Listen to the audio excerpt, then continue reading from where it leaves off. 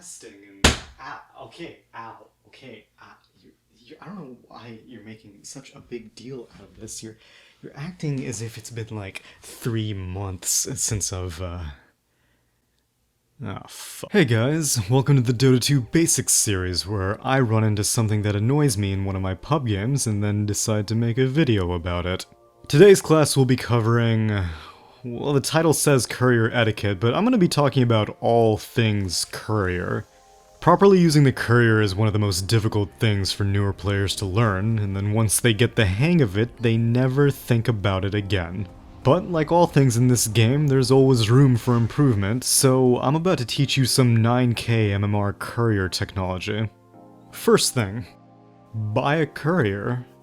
I'll get to the 9K stuff eventually. Every team needs a Courier, and every player has had the 1 to 20 games where you don't have one. But I'm not here to berate you, your mid will do that for you. Just know that any player can buy a Courier, drop it from their stash, and have another player activate it in the fountain. Chances are someone will be making that trip home very soon if no Courier was purchased anyway. Once you spawn the Courier, you may have noticed that a lot of players like to place the Courier just outside the fountain. This isn't just for fun, but it actually serves a purpose. The shop radius actually extends a little bit past the stairs, and the goal is to make the Courier's first trip, which is typically the bottle delivery to mid, a little bit faster. It may not seem like a big deal, but you can shave about 3 seconds off the arrival time by placing it outside the fountain. You do leave the Courier vulnerable in this position, so I guess if you're against a Nature's Prophet, don't do it. Now there are a whole bunch of hotkeys on the Courier, and all of them are actually worth knowing. You probably already know Q and W, which are the hotkeys used to send the Courier back to base and to the secret shop respectively. E and D don't get used quite as much. E is used to return everyone's items to their stash. This is useful whenever you're trying to deliver something, but there are all these random branches and smokes lingering around. You can't drop ally items off the Courier, so use this if you need to free some slots up. D is used to retrieve items from your stash. It's the same thing as pressing the grab all button underneath your stash while the Courier is selected. Then there's F, which is probably the most used command, and that's what you use to deliver items to your hero and send the Courier back. Lastly, once you get a flying Courier, R is used to haste it, and I'll go into a little bit more detail about using the haste later. Now I know a bunch of you have probably never seen nor cared about what any of those hotkeys do, because there's this global hotkey that makes the Courier deliver items. If you don't use this button, good. Keep not using it. And if you do use it... This hotkey makes the Courier immediately stop whatever it was doing and start delivering to you. Now I didn't raise no inconsiderate players, alright? In this house, we look at the Courier before we use it.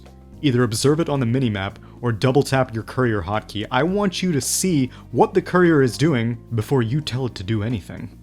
If you're sure that it's not busy, then you can press whatever button you want. Oh, and if you've ever been frustrated as to why the Courier always seems to give you the most useless item possible when your inventory's full, it's because the Courier's delivery priority is backwards. Yeah, the further right an item, the higher the delivery priority. Don't ask.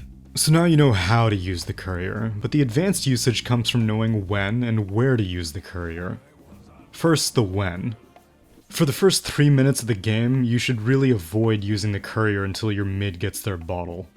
If you're desperate, at least see their gold and how far away from a bottle they are, or ask permission first. The average trip for a walking Courier to a lane and back takes somewhere between 60 and 90 seconds, so keep that in mind. I say for the first 3 minutes, because afterwards at least the flying Courier is available. For support players, a good way to remind yourself to get the flying Courier on time is to use appended quick buy. As you hopefully already know, left-clicking while holding shift on an item in the shop will put it in your quick buy. Then, in the 2016 spring cleaning patch, they added appended quick buy to the game. So if you left-click an item while holding shift and control, it'll add it to the side of whatever you already had on quick buy. It's useful to put the flying Courier over there and you'll be able to buy it right on schedule. So the when is covered, now let's discuss the where. And by where to use the Courier, I'm basically talking about how to properly micro the Courier so it doesn't get killed. No one wants to have to police the Courier, you just want to set it and forget it. I can relate.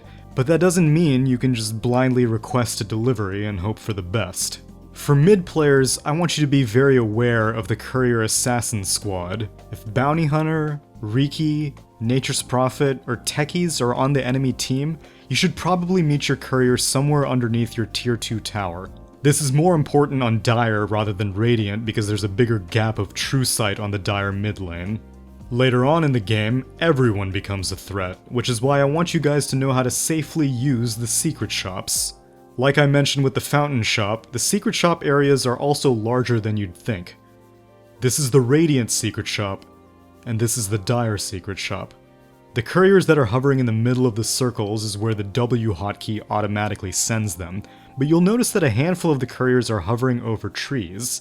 Those are the safest places to let the couriers do their shopping because they're hidden in fog.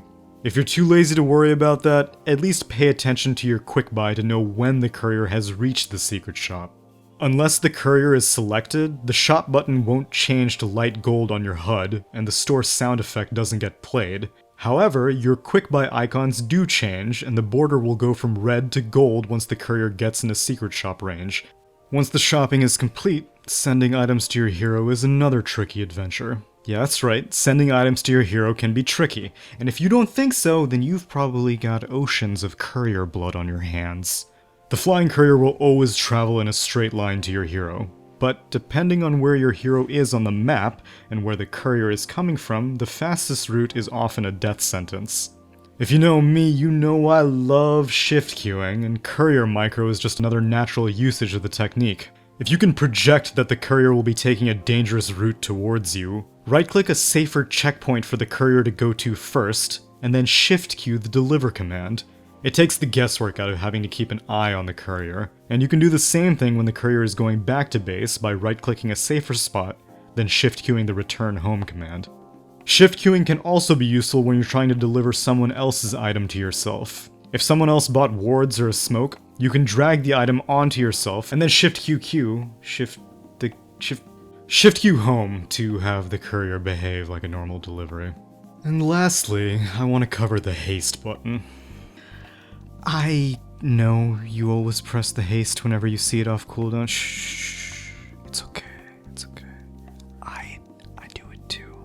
But that's bad. It's so bad. It's so bad. 6.82 made the courier's haste duration go from 20 seconds to 4 seconds. Back in the day, it was okay to spam the speed burst, but now, with items like Echo Saber and Dragon Lance and Silver Edge and Aether Lens, courier deaths are more common than ever before.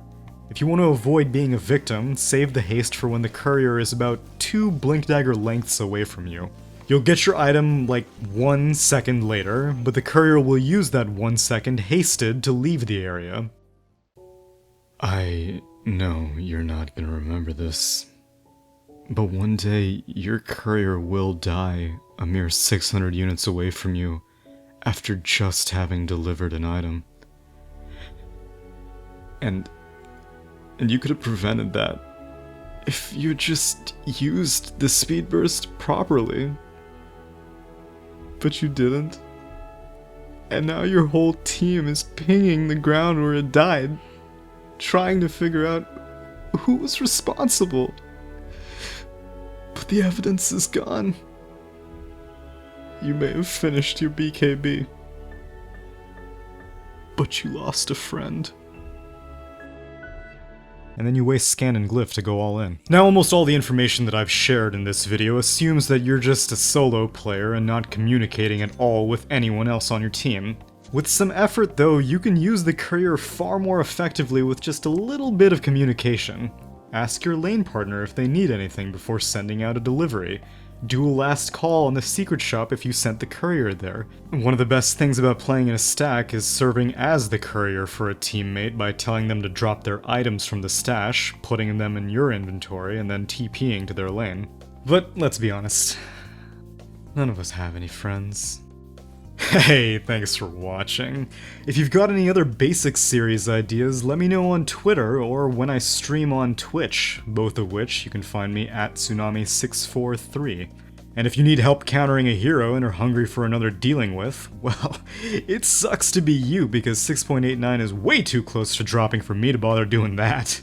Oh, and speaking of 6.89, you know, keep it locked right here on the RYF for the hottest randomly scheduled videos talking about that whenever it releases. So, like, comment, subscribe. I'll see you guys later.